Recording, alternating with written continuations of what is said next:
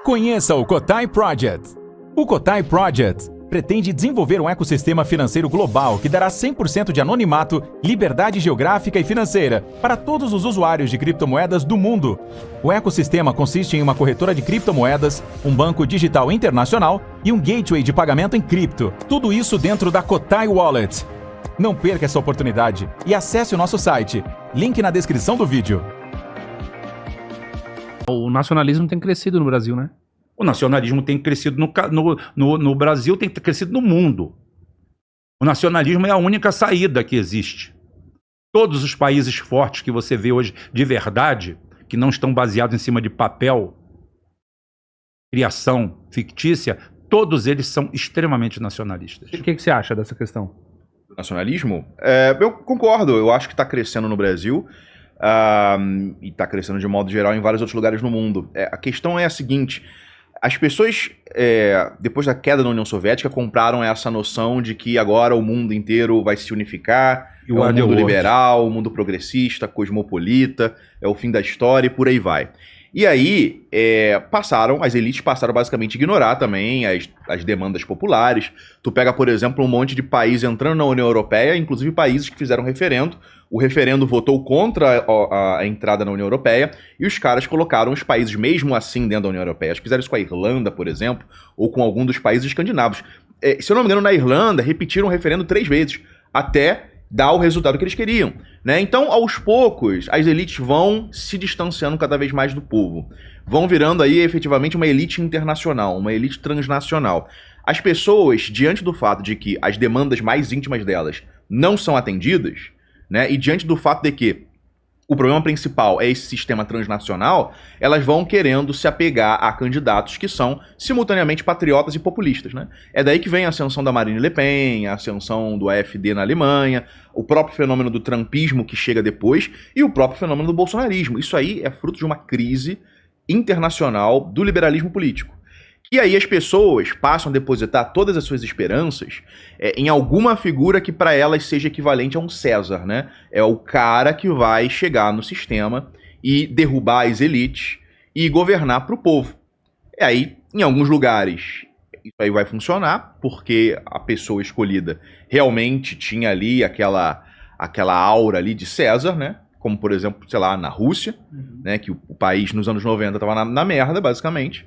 E aí, bem, escolheram o Putin para governar e todos os índices econômicos, sociais, culturais da Rússia foram melhorando. Ou pode acontecer, tal como no Brasil, em que a gente bota toda a fé num cara, né? Que aí ele demonstra que ele não é digno daquela posição. Então, o que falta efetivamente é alguém, ou um grupo, um movimento, um partido que seja efetivamente nacionalista e que seja composto de pessoas corajosas. O Rubão criticou o Ciro Gomes. Eu concordo com a crítica. E eu concordo com a crítica pelo fato de que a mentalidade do Ciro Gomes é basicamente de gestor. A gente não precisa de alguém para ficar contando moedinha. A gente tem que ter um homem de decisão. A questão principal é mais uma do caráter dos líderes do que se o cara escreveu um livrinho sobre desenvolvimento ou coisa do tipo, porque qualquer um, não precisa ser o Ciro Gomes, é só pegar o livro dele, vamos ler esse livro aqui e vamos aplicar, né? Tanto faz, porque a questão fundamental é uma elite de homens dotados de fibra, dotados de caráter.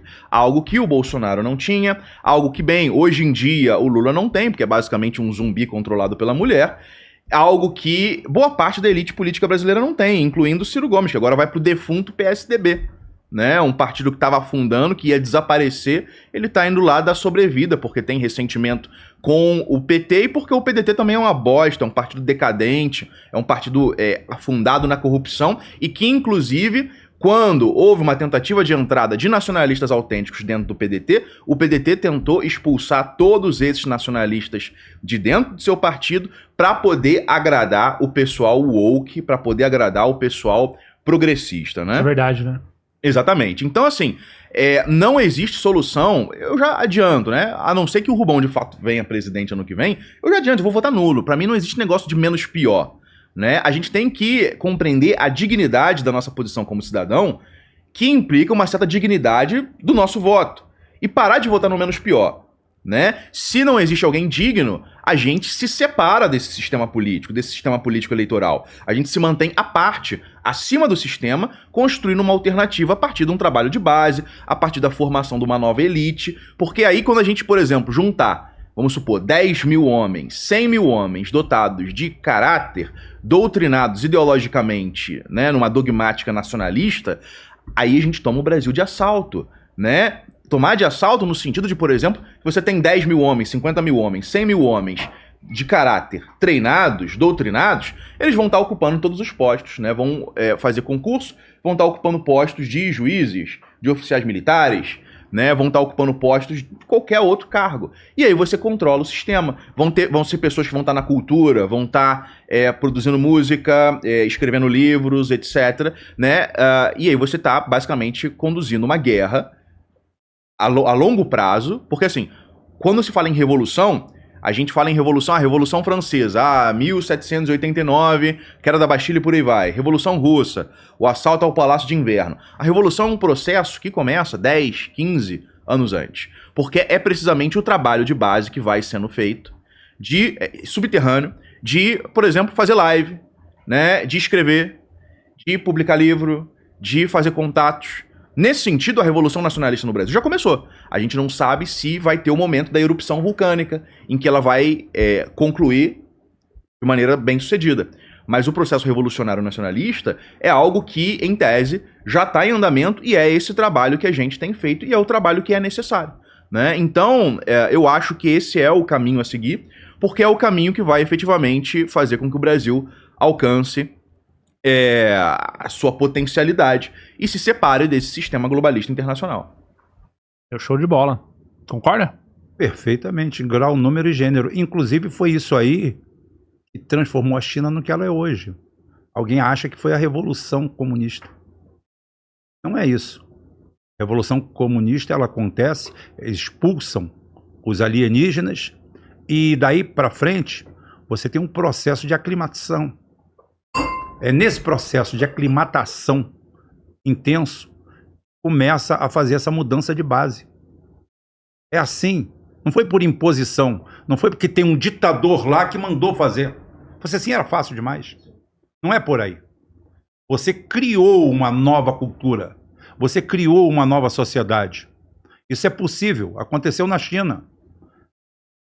A China passou o chamado século da vergonha, 110 anos, de 1839 a 1949, a China foi dominada pelo Ocidente através da Companhia das Índias Orientais, uma entidade sionista,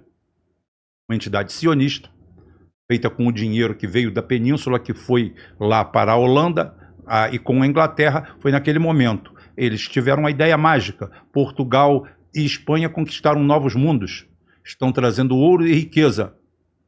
Nós vamos lá cavar? Não, nós vamos roubar deles. Porra. E assim nasce a Real Marinha Inglesa. A Real Marinha Inglesa nasce na pirataria, no crime, na bandidagem. Como é que eles dominam a China? Eles dominam a China através do vício. Chegou um momento que quase 25% da população chinesa era viciada. Você acha que uma população que 25% dela cheira cocaína tem salvação? Tem. Aí a China. Eles passaram 110 anos no poder.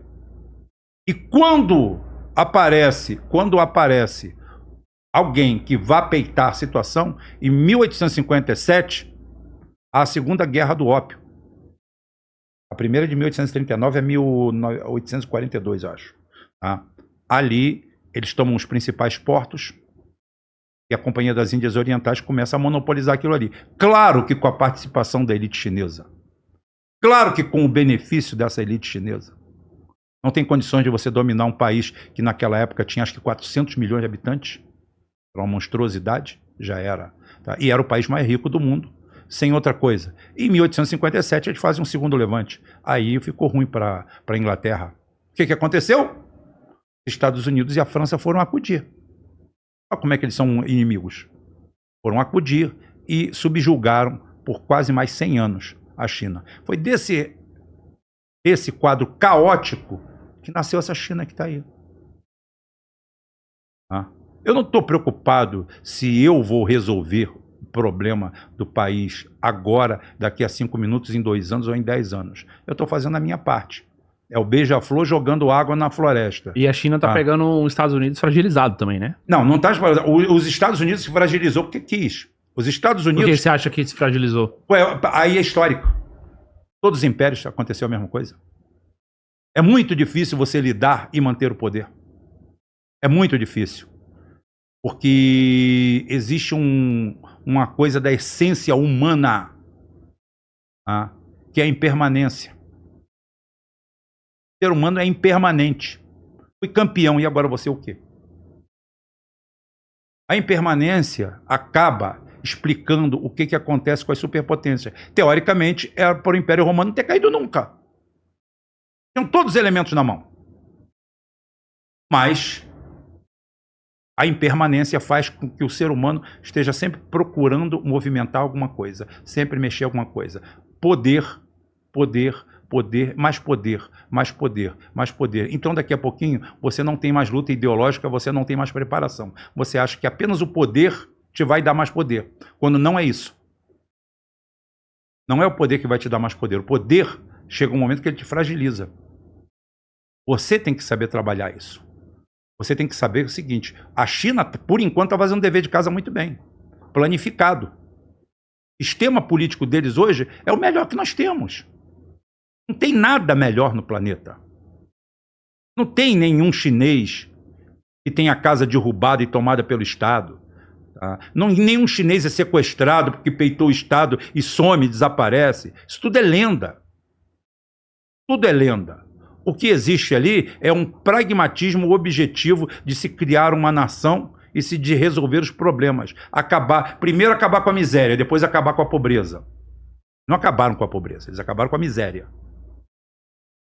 Então é o seguinte, agora o próximo passo deles, o Lula diz aí que tirou 40 milhões, eles tiraram 800 milhões de pessoas da miséria. Isso daí é um trabalho profundo. É o trabalho mais eficiente que nós temos no que a gente pode chamar de civilização moderna, estruturada e ordenada do jeito que nós conhecemos hoje. Agora, como é que isso funciona? Não tem banco privado. Tem banco privado. É a raiz de tudo. Caixa, quem paga a conta? Quanto você tiver banco privado, você não vai ter sucesso em lugar nenhum. Pelo menos concorrência, né? Não vai ter, não é concorrência, não existe concorrência para dinheiro, cara. Dinheiro é um elemento estatal. Dinheiro é um elemento estatal. Dinheiro não é riqueza. Mas há países que você tem bancos privados que, querendo ou não, você tem uma barreira de entrada menor, no caso, tem uma barreira de entrada, mas continua refém do mesmo jeito. Porque é o seguinte, é muito mais fácil você atacar o Brasil que atacar a Suécia. A coesão e o retorno que primeiro que você vai encontrar na Suécia um povo coeso. Pequeno, num lugar restrito, com um índice de escolaridade muito alto, com um nível de conhecimento muito alto, tá? Uma capacidade cognitiva enorme, sem os problemas basais que nós temos, então você vai ter uma dificuldade muito grande. E o retorno que ela tem para te dar é muito pequeno. O que é a Suécia em riqueza diante do Brasil? Geral, em números, é muito pequeno comparado com o Brasil. Certo. É grande, mas é pequeno. Tá? Então o Brasil te dá muito mais retorno nisso aí. O Brasil te dá muito mais retorno nesse tipo de coisa. Então eles não precisam atacar a Suécia. Mas se precisar, eles atacam. E destroem também. Aonde tem banco privado, você não tem liberdade. Aonde tem banco privado, só vai ter desenvolvimento se eles deixarem. Se eles aceitarem. Senão, não tem. O poder real está nesses homens. Nós estamos falando aqui, quem botou o jabuti em algum lugar, quem tirou o jabuti de algum lugar, quem fez isso? Quem fez isso? Quem tem dinheiro. É o cartel bancário. É o cartel bancário. Aqui não tem solução com um banco privado. O banco privado quer cada vez mais. É que você simplesmente trabalhe mais e coma menos. É a mesma coisa que ensinar. O grande problema deles, por que os impérios não se mantêm? É a mesma coisa que o cara que pega o cachorro e quer ensinar o cachorro a viver sem comer. Quando ele está quase aprendendo, ele morre de fome. Ele nunca consegue aprender. Pô, estava quase aprendendo, mas morreu de fome. É o que acontece.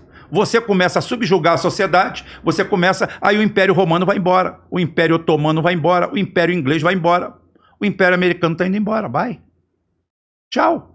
Vai acontecer. Vai acontecer o quê? Amanhã, meio-dia? Não! Nós aqui passeamos pela história em 10 minutos, em milhares de anos.